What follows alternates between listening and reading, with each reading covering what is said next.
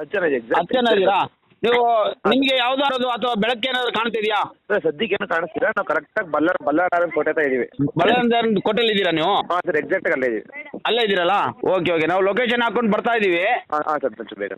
ಆಯ್ತಾ? Okay mobile charge ಇದೆಯಲ್ಲ ನಿಮ್ಮ ಹತ್ರ? ಹಾಂ ಸರ್ 8% ಚಾರ್ಜ್ ಇದೆ ಒಂದು ಬೇಗ. Okay sir, ಕಾಯ್ತೀವಿ. 8% ಚಾರ್ಜ್ ಇದೆ ಒಂದು. ಹೆಣ್ಮಕ್ಳು ಇದಾರ ಬರೀ ಗಂಡು ಮಕ್ಳು ಮಾತ್ರನಾ? ಸರ್ 5 ಜನ ಹೆಣ್ಮಕ್ಳು, 5 ಜನ ಗಂಡು ಮಕ್ಳು. 5 ಜನ. ಓಕೆ ಅವ್ರು ಏನು ಎದುರುಬೇಡಿ, ನಾವು ಈಗಾಗಲೇ ಆ ಸ್ಪಾಟಿಂದ ನೀವು ಏನು ಲೊಕೇಶನ್ ಹಾಕಿದ್ರಿ ಅಲ್ಲಿಂದ ಕಾರ್ 15 ಕಿಲೋಮೀಟರ್ ದೂರದಲ್ಲಿದ್ದೀವಿ. ಆ ಬಾಂಜಾರಿ ಊರು ಹೋಗುವ ದಾರಿಯಲ್ಲಿ ಚೂರು ಈ ಕಡೆ ಟರ್ನ್ ಇದೆ, ಟರ್ನ್ ಹತ್ರ ಒಂದು ಬಾವಿ ಇದೆ, ಅಲ್ಲಿ ಲೇಡಿ ದಾಡ್ತಾರೆ, ಗಾಡಿ ಆಫ್ ಆಗುತ್ತೆ, ಭಯಂಕರ ಅದೊಂದು. ಹೋಗ್ತಾರಂತೆ ಲೇಡಿ ಒಂದು ಬರ್ತಾರಂತೆ, ಅಲ್ಲಿ ರಪ್ಪ ಒಂದು ಮಾಯ ಆಗ್ಬಿಡ್ತಾರಂತೆ. ಏನು ಅಲ್ಲೊಂದು ಬಾವಿ ಇದೆ, ಏನಾದರೂ ಬಾವಿಲಿ ಯಾರಾದರೂ ಆವಾಗಿನ ಕಾಲದಲ್ಲಿ ಯಾರಾದರೂ ಕುಂದು ಹಾಕಿದಾರ ಏನೋ ಇರ್ಬೋದು. ಒಂದು 2000 ಅಡಿ ಕೆಳಗಡೆಯಿಂದ ಒಂದು ಬಾಡಿ ತೆಗೆದಿದ್ದೆ ನಾನು, ಬೆಂಗಳೂರವನು. ಜನ ಹೋಗೋದಿಲ್ಲ, ಜನ ಹೋಗ್ತಾರೆ ಅಲ್ಲಿಗೆ, ಆದರೆ ಕೆಳಗೆ ಹೋಗೋಕ್ಕಾಗಲ್ಲ. 2ರಿಂದ 3 ಅಡಿ ಕೆಳಗಡೆ ಇದೆ ಆ ಪ್ಲೇಸ್. ನೋಡಿದ್ರೆ ಕಾಣಲ್ಲ. ಅಲ್ಲಿ ಬಾಡಿ ನೋಡಿದ್ರೆ ಬಂದು ಅವ್ರು ತರಕ್ಕಾಗಲ್ಲ ಅಂತ ಮಾರನೇ ದಿವಸ ಊರಿನವರು ನಾವೆಲ್ಲ ಸೇರಿ ಆ ವಿಷಲ್ನಿಂದ ಇವ್ರೇನು ಮಾಡಿದ್ರು, ವಿಷಲ್ ಹೊಡೆದು ಲಾಸ್ಟ್ಗೆ ಅವ್ರಿಗೆ ವಿಷಲ್ ಕೇಳ್ತು. ಒಟ್ಟಿಗೆ ನಿಂತ್ಕೊಂಡಿದ್ರು, ಅವರಿಗೆ ಏನು ಕಾಣ್ತಾ ಇಲ್ಲ. ಅದು ಅವರಿಗೆ ನನ್ನ ಮೊಬೈಲ್ ನಂಬರ್ ಸಿಗಕ್ಕೆ ಆ ಬಾಡಿ ಸ್ಟೋರಿ ಹೇಳಿದ್ನಲ್ಲ, ಈ ಲೊಕೇಶನ್ ನೋಡ್ಕೊಂಡು ದೊಡ್ಡ ಚಿಕ್ಕ ಗುಡ್ಡ ಕಾಣ್ತಾ ಇದೆ ಅದರಲ್ಲಿ. ಇಲ್ಲಿ ಬರೋತ್ತಿಗೆ ಆ ದೊಡ್ಡ ಗುಡ್ಡ ಕಾಣೋದು ಅವರಿಗೆ.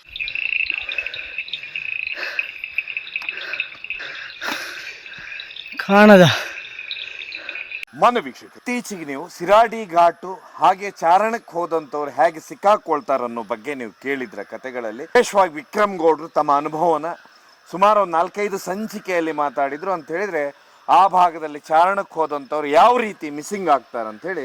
ಅದೇ ರೀತಿಯೇ ಇತ್ತೀಚೆಗೆ ಏನು ಚಿತ್ರದುರ್ಗದಿಂದ ಬಂದಂಥ 10 ಜನ, ಅಂದರೆ 5 ಹುಡುಗಿಯರು 5 ಹುಡುಗರು ಇದ್ದಾರೆ, ಮೆಡಿಕಲ್ ಸ್ಟೂಡೆಂಟ್ಸ್ ಇದ್ದಾರೆ. ಇವರೆಲ್ಲ ಬಳ್ಳಾಳರಾಯನ ದುರ್ಗ ಅಂತ ಹೇಳಿದ್ರೆ ಬೆಳತಂಗಡಿ, ಚಾರ್ಮಾಡಿ, ಚಿಕ್ಕಮಗಳೂರು ಇದರ ಮಧ್ಯಭಾಗದಲ್ಲಿ ಬರುವಂಥ ಒಂದು ಏನು ಜಾಗ ಇದೆ, ಈ ಜಾಗಕ್ಕೆ ಚಾರಣಕ್ಕಂತ ಬರ್ತಾರೆ. ಬಂದಂಥವರು ರಸ್ತೆ ಅಂದರೆ ಮ್ಯಾಪ್ ನಂಬ್ಕೊಂಡು ಬರ್ತಾರೆ. ನಂತರ ಅವರು ಇಡೀ ರಸ್ತೆಯನ್ನು ತಪ್ಪಿಸ್ಕೊಳ್ತಾರೆ. ಆ ಸಮಯಕ್ಕೆ ನಿಮ್ಗೆಲ್ಲರಿಗೂ ಗೊತ್ತು, ಈ ಚಾರ್ಮಾಡಿ ಘಾಟ್ನ ಭಾಗದಲ್ಲಿ ಇವತ್ತಿಗೂ ಆಪತ್ತು ಬಾಂಧವರು ಅಂತ ಹೇಳಿದ್ರೆ ನೀವು RE4 ಹೆಸರು ಕೇಳಿರ್ತೀರ. ಯಾಕಂತ ಹೇಳಿದ್ರೆ ರಾಜ್ಯದಲ್ಲಿ ಇತ್ತೀಚೆಗೆ 3-4 ಆಪತ್ತು ಬಾಂಧವರು ಕತೆಗಳನ್ನು ಕೇಳಿರ್ತೀರ. ಒಂದು ವಿಶ್ವರ ಮಲ್ಪೆ ಅಂತ ಹೇಳಿ ಚಾರ್ಮಾಡಿ ಘಾಟಿನಲ್ಲಿ ಏನು ದುರಂತ ಸಂಭವಿಸುತ್ತೆ ಅಥವಾ ಬೀಳ್ತಾರೆ ಅವರನ್ನು ಕರ್ಕೊಂಡು ಬರ್ತಾರೆ.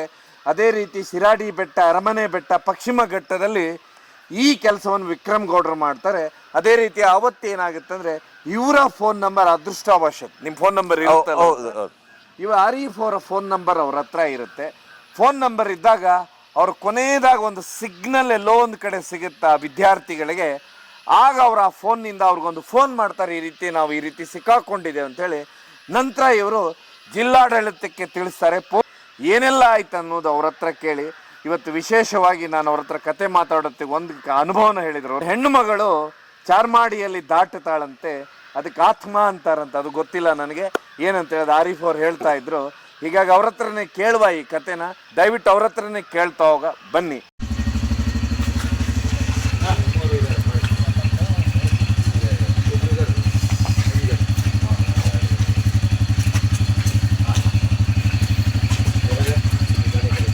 ಸರ್, ಶನಿವಾರ ದಿವಸ ರಾತ್ರಿ ನನಗೆ ಒಂದು ಫೋನ್ ಬರುತ್ತೆ. ಫೋನ್ ಬಂದಾಗ ಹಲೋ ಅಂತಿದೆ, ಕೇಳಿಸ್ತಾ ಇಲ್ಲ. ಮತ್ತೆ ಒಂದು 10 ನಿಮಿಷ ಬಿಟ್ಟಾಗ ಮತ್ತೆ ಫೋನ್ ಬರುತ್ತೆ, ಕೇಳಿಸಲ್ಲ. 6ನೇ ಸತಿ ಫೋನ್ ಬರ್ತದೆ. ಆವಾಗ ನಾವು ಅರ್ಜೆಂಟಾಗಿ ಬನ್ನಿ ನಾವು ಸಿಕ್ಕಾಕೊಂಡಿದ್ದೀವಿ ಅಂತ ಫೋನ್ ಮಾಡ್ತಾರೆ. ನಾನೇನು ಮಾಡಿದೆ, ಈ ಆಂಬುಲೆನ್ಸ್ ಎಲ್ಲ ತಗೊಂಡು ರೆಡಿ ಆಗೋತ್ತಿಗೆ ಮತ್ತೆ ಒಂದು ಫೋನ್ ಬರುತ್ತೆ.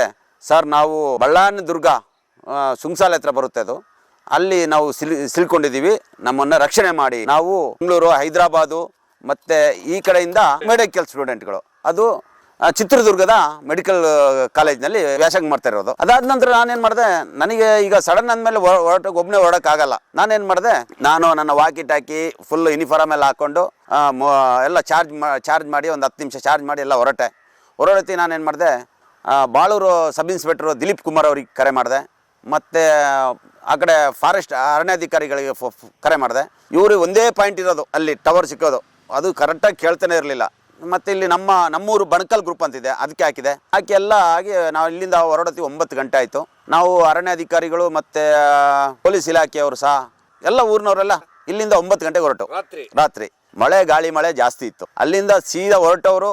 ಅಲ್ಲಿಂದ ನಾವು ಗಾಡಿ, ನಮ್ಮದು ಆಂಬುಲೆನ್ಸ್ ಹತ್ತಲ್ಲ, ಅಲ್ಲಿ 1.5 ಕಿಲೋಮೀಟರ್ ನಡಿಬೇಕು. ಅಲ್ಲಿಂದ 1.5 ಕಿಲೋಮೀಟರ್ ನಡೆದು ಮತ್ತೆ ಅಲ್ಲಿಂದ 5 ಕಿಲೋಮೀಟರ್ ಹೋಗ್ಬೇಕು. ಬಳ್ಳಾಯನ ದುರ್ಗ ಸರ್, ಈ ಕಡೆ ಸುಂಚಾಲೆಯಿಂದನೂ ಹೋಗ್ಬೋದು, ಆ ಕಡೆ ಬೆಳ್ತಂಗಡಿಯಿಂದ ಹೋಗ್ಬೋದು. ಇದೇನ್ ಮಾಡಿ ಚಾರ್ಮಾಡಿ ಹೋಗಿ ಇಳಿದು ಬೆಳ್ತಂಗಡಿ ಮೇಲೆ ಬರಬೇಕು. ಅದೇನಾಗಿದೆ ಅಂದ್ರೆ ಇವರು ಆನ್ಲೈನ್ ಬುಕ್ ಮಾಡಿದ್ದಾರೆ 10 ಜನ ಬುಕ್ ಮಾಡಿ. ಏನಾಗಿದೆ, ಇವರಿಗೆ ಲೊಕೇಶನ್ ಹಾಕಿದ ತಕ್ಷಣ ಬೆಳ್ತಂಗಡಿ ತೋರಿಸಿದೆ, ಬೆಳ್ತಂಗಡಿ ರೋಡಲ್ಲಿ. ಆ ರೋಡಲ್ಲಿ ಹತ್ತಿದ್ದಾರೆ ಅವರು. ಹತ್ತಿ ಏನ್ ಮಾಡಿದ್ದಾರೆ, ಈ ಕಡೆ ಬರುತ್ತೆ ಕತ್ಲೆ ಆಗ್ತಾ ಬಂತು. ಅಲ್ಲಿ ಕೇಳಿದಾರಂತೆ, ಈ ರೋಡಲ್ಲಿ ವಾಪಸ್ ಹೋಗ್ಬೇಡಿ, ಈ ರೋಡಲ್ಲಿ ಹೋಗಿ ಅಂತ ಹೇಳಿದ್ರಂತೆ. ಇಲ್ಲ, ಯಾರು ಇಲ್ಲ.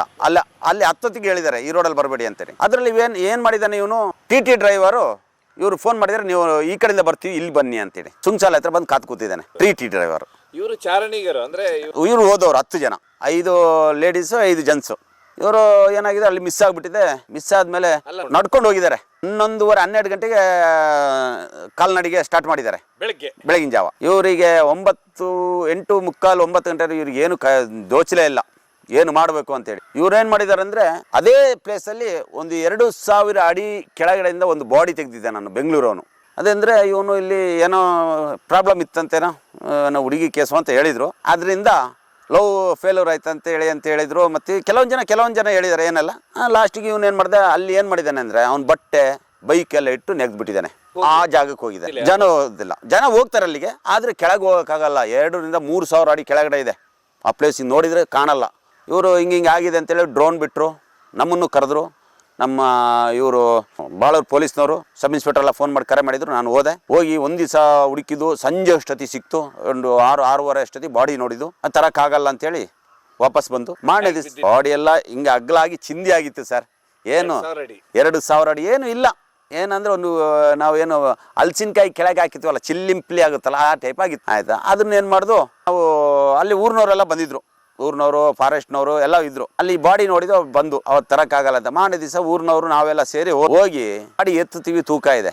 ಮತ್ತೇನು ಮಾಡಿದ್ದು, ಅದರಲ್ಲಿ ಅಲ್ಲಿದ್ದಂಥ ಒಳಗಡೆ ಬೇಡದ ವಸ್ತುಗಳನ್ನ ತೆಗೆದು ಅಲ್ಲೇ ಬಿಟ್ಟು, ಈ ಕಾಲನ್ನ ಈ ಕಡೆ ಹಾಕಿ, ಈ ಕಾಲನ್ನ ಈ ಕಡೆ ಹಾಕಿ, ಇದನ್ನ ಹಿಂಗೆ ಮಾಡಿ, ಈ ಮಂಗಳೂರು ಕಡೆ ಮೂಟೆ ಕಟ್ತಾರಲ್ಲ ಆ ಟೈಪ್ ಕಟ್ಟಿ, ಅಕ್ಕಿ ಮೂಟೆ ಕಟ್ತಾರೆ ಆ ಟೈಪ್ ಕಟ್ಟಿ, ಅಕ್ಕಿ ಮೂಟೆ ಕಟ್ತಾರೆ ಅವರು, ಮುಡಿ ಕಟ್ಟೋದಂತ ಆ ಟೈಪ್ ಕಟ್ಟಿಕೊಟ್ಟೆ. ಮತ್ತೆ ಎಲ್ಲರೂ ಸೇರಿ ಹೆಗ್ಲು ಕೊಟ್ಟು ಎತ್ಕೊಬಂದು ಒಂದು ಲೆವೆಲ್ ಪ್ಲೇಸಿಗೆ ಬಂದು, ಅಲ್ಲೇ ಬಾಳೆನೂರು ಪೊಲೀಸ್ನವ್ರು ಬಂದು, ಪಾಳೆನೂರು ಡಾಕ್ಟ್ರು ಬಂದು, ಅಲ್ಲೇ ನಾವೆಲ್ಲ ಸೇರಿ ಪೋಸ್ಟ್ ಮಾರ್ಟಮ್ ಮಾಡಿದ್ವು. ಮತ್ತೆ ಈ ಬಣಕಲ್ಲು ಹಿಂದೂ ರುದ್ರಭೂಮಿಲಿ ಇಲ್ಲೇ ನಾವು ಬಣಕಲಲ್ಲೇ ದಫನ್ ಮಾಡಿದ್ವಿ. ಅವ್ರ ಮನೆಯವರೆಲ್ಲ ಮತ್ತೆ ಸಿಕ್ಕಿದ್ರು. ಅವ್ರ ಮನೆಯವರೆಲ್ಲ ಫೋನ್ ಮುಖಾಂತರನೇ ಸಿಕ್ಕಿದ್ರು. ಅವ್ರ ಲೊಕೇಶನ್ ನೋಡ್ಕೊ ಬರೋದು ಇಲ್ಲಿತ್ತು. ಉಗ್ಗಮ ಅಂದ್ರೆ ಸರ್ ಏನೂ ಇಲ್ಲ. ಆ ಕಡೆ ನೋಡಿದ್ರೆ ಬೆಳ್ತಂಗಡಿ ಕಾಣುತ್ತೆ, ಈ ಕಡೆ ನೋಡಿ ಬಾರಿ ಗುಡ್ಡ. ಅಂದ್ರೆ ಹಿಂಗ್ ನೋಡಿದ್ರೆ ನೀವು ಕಾಣೋದೇ ಇಲ್ಲ ಯಾರನ್ನು.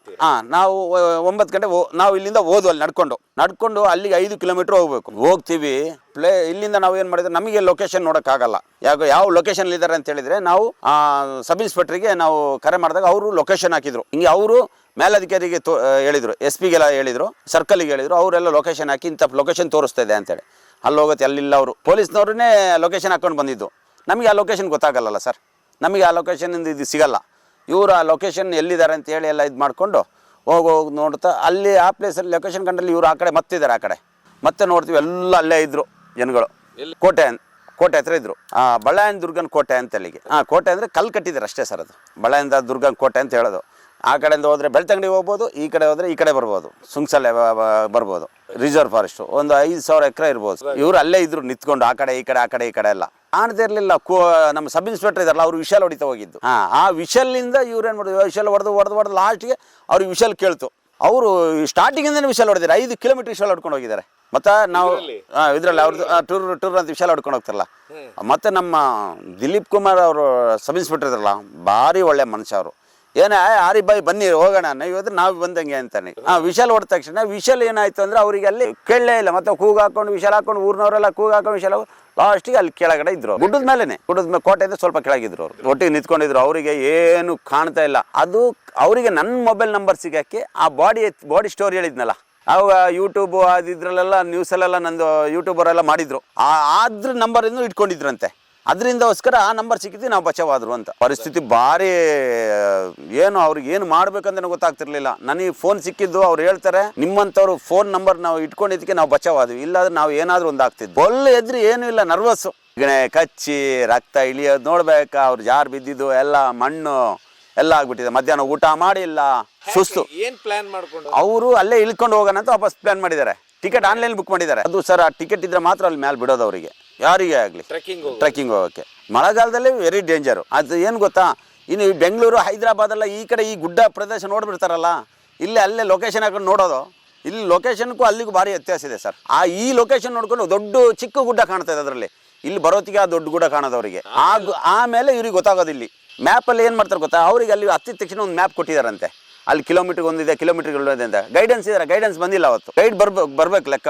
ಅಲ್ಲಿ ಫಾರೆಸ್ಟ್ನವ್ರು ಗೈಡ್ ಇದ್ದಾರೆ, ಇವ್ರು ಗೈಡ್ ಕೇಳಲಿಲ್ಲ, ಇವ್ರು ಸೀದಾ ಬಂದುಬಿಟ್ಟಿದ್ದಾರೆ. ಟಿಕೆಟ್ ಬುಕ್ ಆಗಿರೋದು ಈ ಕಡೆಯಿಂದ ಚಿಕ್ಕಮಗಳೂರು ಜಿಲ್ಲೆಯಿಂದ, ಅವ್ರು ಬಂದಿರೋದು ದಕ್ಷಿಣ ಕನ್ನಡ ಜಿಲ್ಲೆಯಿಂದ. ಅದು ಮಿಸ್ ಆಗಿರೋದು. ಲೊಕೇಶನ್ ಮ್ಯಾಪ್ ಹಾಕೊಂಡ್ ಬಂದ್ರಲ್ಲ, ಅದು ಅವ್ರಿಗೆ ಅಲ್ಲಿ ಹತ್ರ ತೋರಿಸ್ತು, ಬೆಳ್ತಂಗಡಿ ಮೇಲೆ ಹತ್ಬಿಟ್ಟಿದ್ದಾರೆ.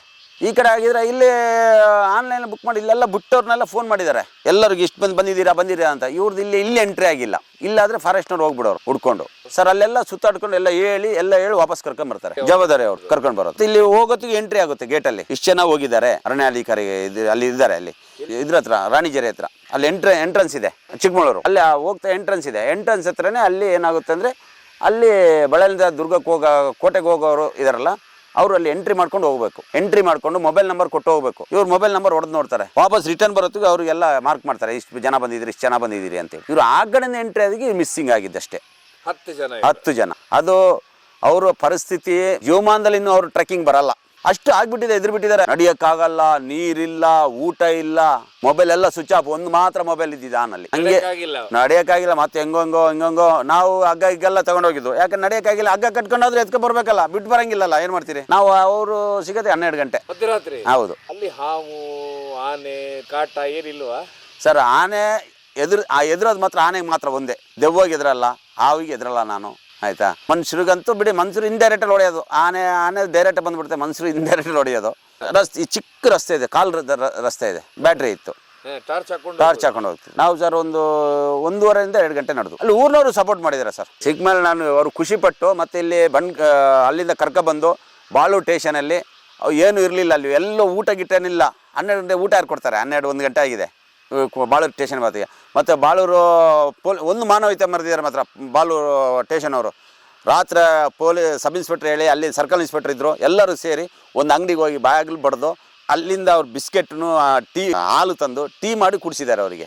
ಈಗೆಲ್ಲ ಸರ್ ಅವ್ರು ನೋಡೋದಲ್ಲ, ಕೈಯಲ್ಲಿ ಇಟ್ಕೊಂಡು ಎತ್ಕೊಂಡ್ ಬರ್ತಾ ಇದ್ವಿ. ಅಳ್ಳದ ಸರ್, ಅಯ್ಯೋ ಪಾಪ, ನಮಗೆ ಬೇಜಾರು ಅನ್ನಿಸ್ತು. ಎದುರು ಬಿಟ್ಟಿದ್ದಾರೆ ಸರ್. ಇನ್ನು ಜೀವಮಾನದಲ್ಲಿ ಅವರು ಅಂತೂ ಟ್ರೆಕ್ಕಿಂಗೇ ಬರಲ್ಲ. ಅವರು ಏನು ಹೇಳಿದ್ರು ಗೊತ್ತಾ, ನಾವು ಮ್ಯಾಪ್ ನೋಡಿದ್ವಾ, ಒಂದು ಗುಡ್ಡ ಕಾಣುತ್ತಾ, ಹತ್ತಿದ ಮೇಲೆ ಗೊತ್ತಂತ ಅವ್ರಿಗೆ ಅಷ್ಟು ದೊಡ್ಡ ಇದು ಗುಡ್ಡ ಇದೆ ಅಂತ. ಮತ್ತೆ ಹೋದ ತಕ್ಷಣ ಫೋನ್ಗಿನೆಲ್ಲ ಮಾಡಿದ್ರು. ಮತ್ತೆ ಅಲ್ಲಿ ಸ್ಟೇಷನ್ ಹತ್ರ ಎಲ್ಲ ನೀವೇ ನಮಗೆ ದೇವರು ಅಂತೇಳಿ, ಆಯ್ತಾ, ಎಲ್ಲರೂ ನಂಬರ್ ತಗೊಂಡ್ರು ಆ ಗಾಡೀಲಿ ಇದ್ದವರೆಲ್ಲ. ಅದು ಪುಣ್ಯ ಅಂದರೆ ನನ್ನ ನಂಬರ್ ಸಿಕ್ಕಿರೋದು ಅವರಿಗೆ.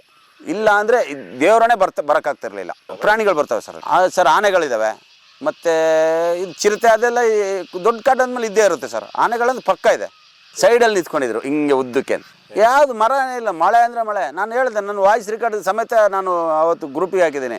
ಸಾರ್ ಬನ್ನಿ ಸಾರ್, ಕಾಪಾಡಿ ಸಾರ್ ಅಂತ. ಮಳೆ ಬರ್ತದೆ, ಏನು ಮಾಡಬೇಕು ಅಂದರು. ನಾನು ಹೇಳಿದೆ, ಮಳೆ ಬಂದರೆ ಚಂಡಿ ಆಗಲೇಬೇಕು, ಏನು ಮಾಡೋಂಗಿಲ್ಲ, ನಾವು ಲೊಕೇಶನ್ ನೋಡ್ಕೊಂಡು ಬರ್ತಾ ಇದ್ವಿ, ಎದುರುಬೇಡಿ ಅಂದು. ಮಳೆಲ್ಲೇ ನಿಂತ್ಕೊಂಡಿದ್ದಾರೆ, ಫುಲ್ ಚಂಡಿ ಎಲ್ಲ. ಚಾರ್ಮಾಡಿ ಘಾಟಲ್ಲಿ ಹೆಣ್ಮಗಳು ದಾಟ್ತಾರೆ, ಭೂತಗಳು ದಾಟ್ತಾವೆ, ಏನು ಸರ್ ಕತೆ? ಹೌದೌದು. ಅಲ್ಲೊಂದು ಇದಕ್ಕೆ ಹೋಗುತ್ತೆ, ಬಾಂಜಾರ್ ಅಂತ ಊರಿದೆ.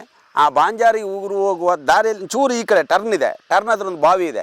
ಅಲ್ಲಿ ಲೇಡಿ ದಾಟ್ತಾರೆ, ಗಾಡಿ ಆಫ್ ಆಗುತ್ತೆ, ಭಯಂಕರ ಅದೊಂದು. ಹೋಗ್ತಾರಂತೆ, ಲೇಡಿ ಒಂದು ಬರ್ತಾರಂತೆ, ಅಲ್ಲಿ ರಪ್ಪ ಒಂದು ಮಾಯ ಆಗ್ಬಿಡ್ತಾರಂತೆ. ಏನು ಅಲ್ಲೊಂದು ಬಾವಿ ಇದೆ, ಏನಾದರೂ ಬಾವಿಲಿ ಯಾರಾದರೂ ಆವಾಗಿನ ಕಾಲದಲ್ಲಿ ಯಾರಾದರೂ ಕುಂದ ಹಾಕಿದಾರ ಏನೋ ಇರ್ಬೋದು. ಬಾಂಜಾರಿಗೆ ಹೋಗುತ್ತೆ, 3ನೇ ಟರ್ನ್ ಹತ್ರ ಬಾಂಜಾರಿಗೆ ಹೋಗುತ್ತೆ. ಹೋದ್ರೆ ಅಲ್ಲಿ ಬಾಂಜಾರ್ ಅಂತ ಒಂದು ಊರಿದೆ, ಅಲ್ಲೇ ಅವರೇ ಕರೆಂಟ್ ಉತ್ಪಾದನೆ ಎಲ್ಲ ಮಾಡ್ಕೊಳ್ಳೋದು. ಕಾಡು, ಅವ್ರದ್ದು ಒಂದು ತೋಟ ಇದೆ. ಅದೇ ರೋಡಿಗೆ, ತೋಟಕ್ಕೆ ಹೋಗೋ ರೋಡಲ್ಲಿ ಆ ಟರ್ನ್ ನಾವು ಹಿಂಗೆ ತಿರುಗ್ತೀವಿ. ತಿರುಗಿದ ತಕ್ಷಣ ರೋಡ್ ಇದೆ.